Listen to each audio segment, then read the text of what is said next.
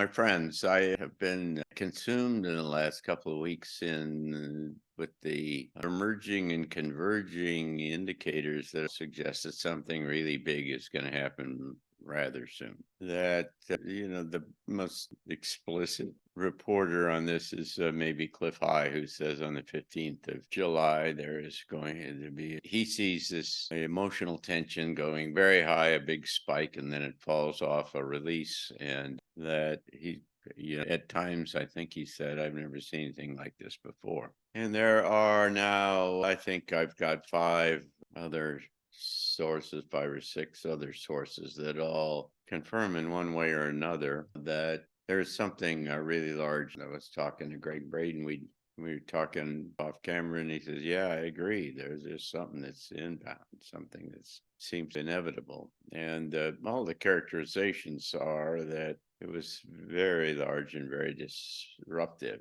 very much along the line of the scenario that I put together last time that we were on this together. And so the question becomes then, what do you do about this? How do you prepare yourself for something that is just potentially destructive as what this might be? Something that is that disorganizes everything in such a fundamental way that life in the future is not at all like anything that you've seen in the past. And one of the things that the sources that I'm talking to or following are suggesting is that a electromagnetic pulse is one of the central issues that is likely to be part of this future that we're going through. I was told that there is a group, a very quiet group, that is starting to plan for how to rebuild the new world. These folks are actively trying to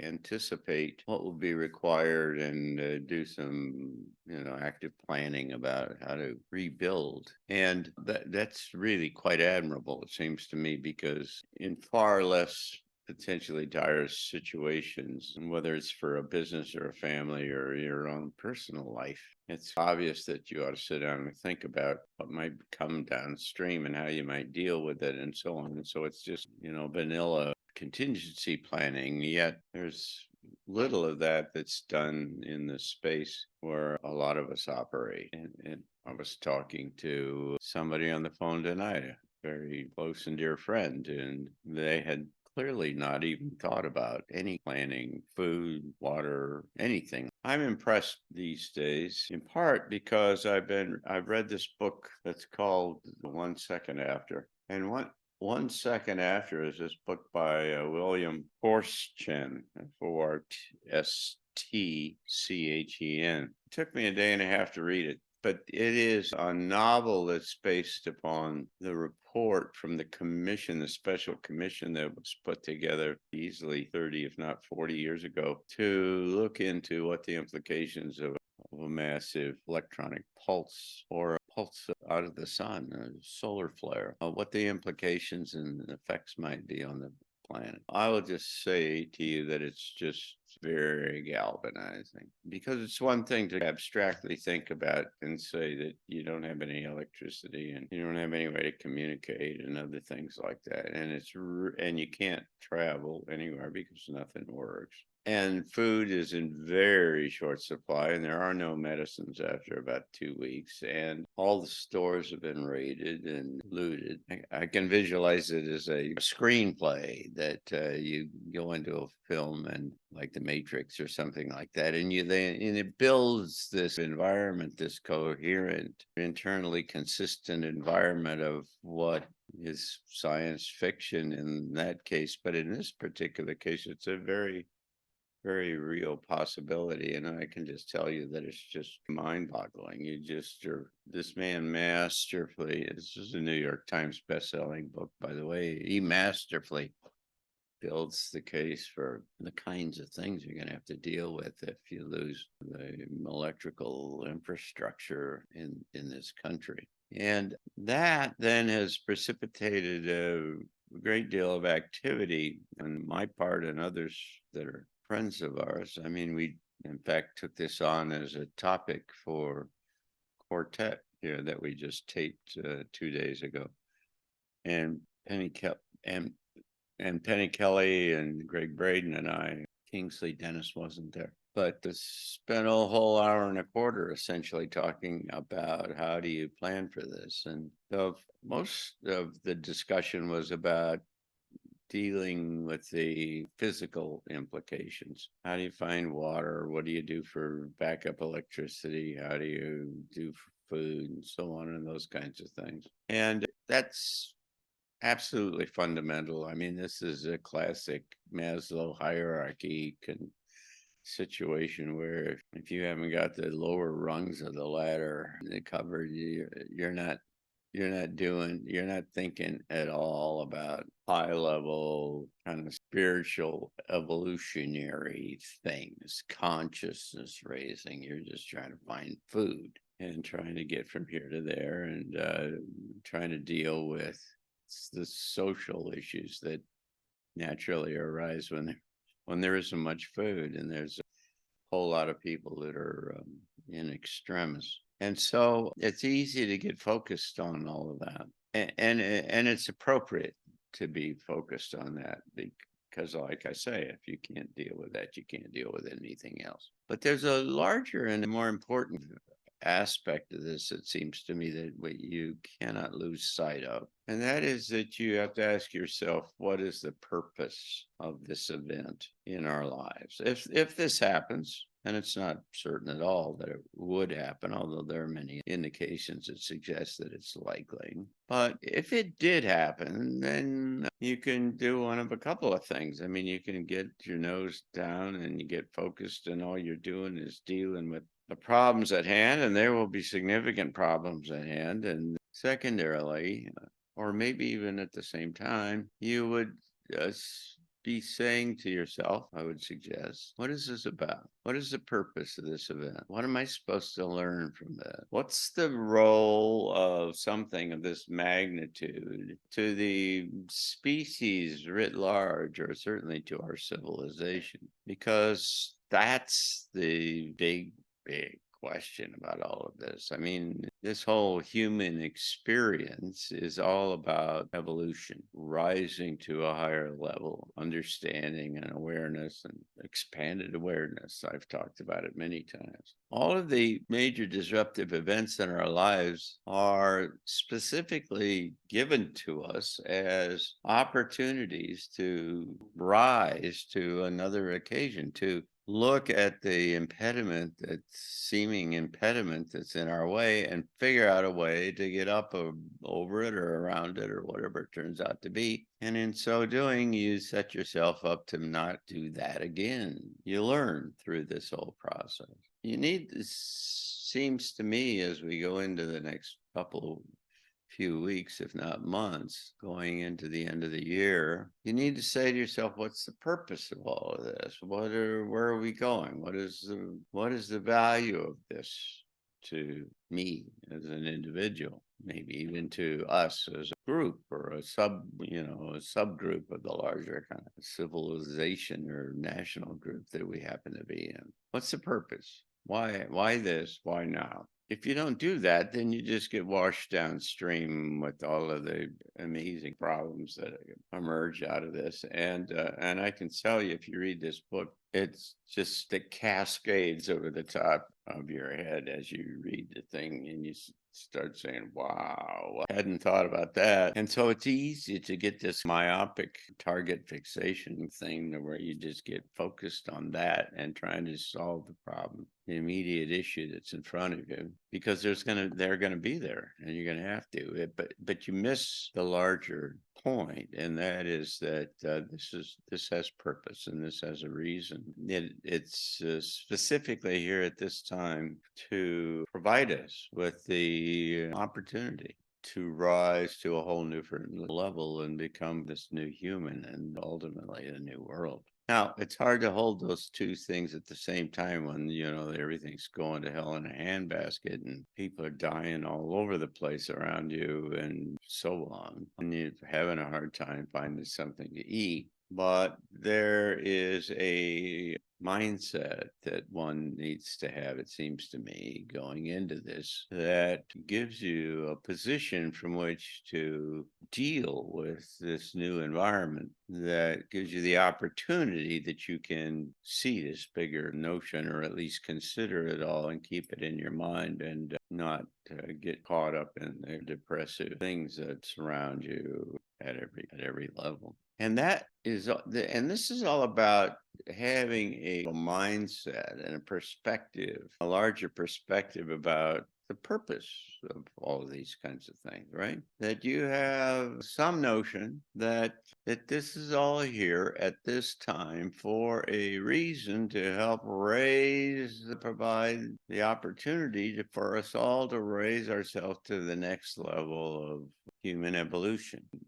You call it what you'd like, awakening, consciousness raising, whatever it is, but it is a new level of seeing ourselves and seeing the whole the environment that we live in quite a different way. Now, there are some indications, Cliff seems to think, that there are extraterrestrials that are associated with this event. He seems to find the language and the indications that say that that's going to be an integral part of whatever this big thing, this disruptive thing is. I have really not actively considered that, because the sources that I've been following for the most part are very conventional, and are, whether the remote viewers or whatever that turns out to be, they all are seeing this in pretty straight ahead missiles flying, big explosions, lots of water, those kinds of conventional things. But it's been clear for a long time that the whole business about extraterrestrial life is coming to a head in terms of becoming an integral part of the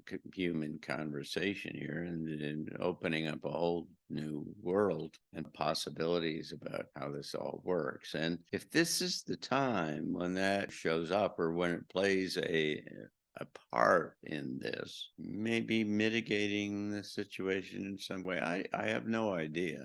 But if it were to do that, then it would really be quite clear, it seems to me, that this all is about some major catalytic event in the evolutionary jump for humans. You can blow away nuclear war and human-made generated tsunamis and electromagnetic pulses as being human things, and stupid people doing stupid things. But if it turns into having a significant and obvious extraterrestrial component to it, then you've now just jacked it into a even higher space. There is that wild card, if you will, that's floating out there, that's been talked about. And so it's been clear, like I say, for a long time, that it's coming to a head, and there is some time in the not too distant future when it's going to be quite explicit.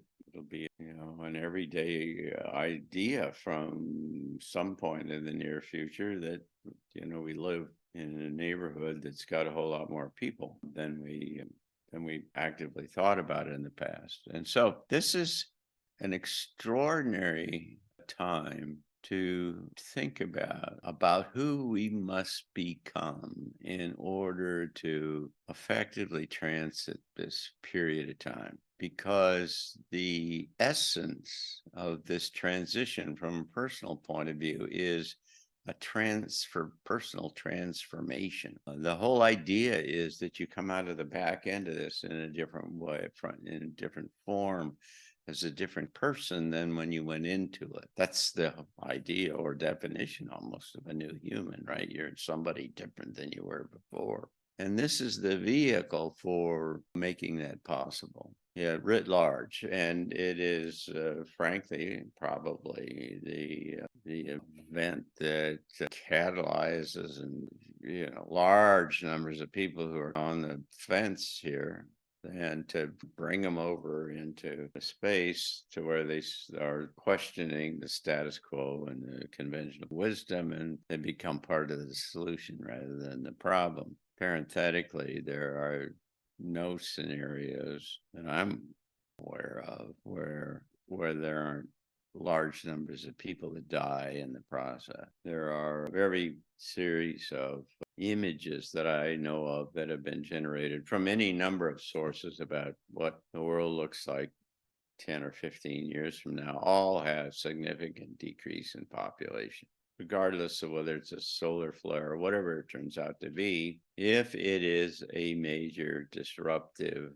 event of this kind, and as opposed to an evolutionary set of changes, if it's a major event, then there's a lot of folks who are going to get a chance to try again, and they're going to leave the area in the short term. And so you're going to have to deal with all of those kinds of things. And it was interesting in this book, which, by the way, had no spiritual aspect to the thing. The protagonist in the book is a retired Army colonel who's a chain smoker and all of that. And, and he has to rise up and do what he has to do in this thing. And it is real. This is just a straight ahead American novel thing like that. It has no larger perspective about what's the purpose of all this might be, how you become somebody different, even though it's clear as you go through it, the story that you clearly start seeing the world in a really different way, and the kind of structures that you've built for dealing with the past just start to go away, and you start to rebuild new things because things don't work the same way that they did before. And so, but we have this larger perspective. We have this possibility of having an internally, and that's the point I'm trying to make here, that we have internalized this larger perspective about what this is all about and where it's going and what the end point is likely to be. There's a new world that's coming out of the back end of this. There's a new human coming out of the back end of this. This is not just about trying to survive from here, through the next week or the next month and have enough food and all of that, although that certainly is a component part of it. But you can't get caught up in this degenerative, chaotic nature of what is intrinsically a part of this scenario, if it turns out to happen. By the way, the remote viewers, the best in the world at this, the one guy out of the 5 that looked specifically at this and had the most clear descriptions and pictures, images of what he thought this was about, in the middle of his description said, and by the way, this may not happen.